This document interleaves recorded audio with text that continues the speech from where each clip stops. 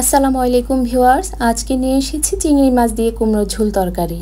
খুব সহজ হলেও খেতে খুবই সুস্বাদু। চলুন তাহলে শুরু করা যাক আজকের রেসিপি। প্রথমে একটা হাঁড়িতে তেল গরম বসিয়ে দিলাম। তেল গরম হয়ে গেলে দিয়ে দিব পেঁয়াজ কুচি। পেঁয়াজ কুচিটা হালকা একটু ভেজে নিব। তারপর দিয়ে দিব 2 টেবিল চামচ ছোট চিংড়ি মাছ। মাছগুলোকে রান্না শুরু করার আগে ভালো করে ধুয়ে কেটে নিয়েছি।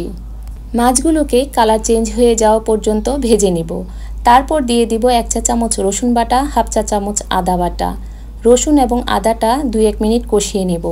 তারপর দিয়ে দিব 1 চা চামচ হলুদের গুঁড়ো, 1 চা চামচ ধনিয়ার গুঁড়ো এবং হাফ চা চামচ জিরার গুঁড়ো, আর দিব স্বাদমতো লবণ।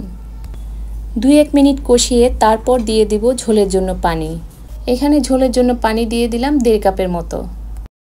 ঝোলটাকে এভাবে 2-1 মিনিট বলক উঠিয়ে নেওয়ার পর তারপর দিয়ে দিব মিষ্টি কুমড়া।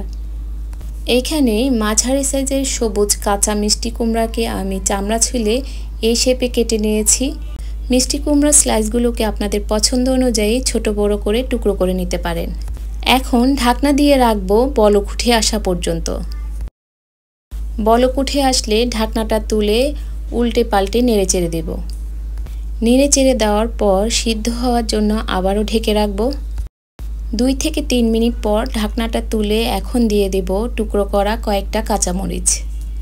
এখানে আমি গুঁড়ো মরিচ ব্যবহার করিনি, কারণ মিষ্টি কুমড়ার মধ্যে কাঁচামরিচের ফ্লেভারটাই বেশি ভালো লাগে।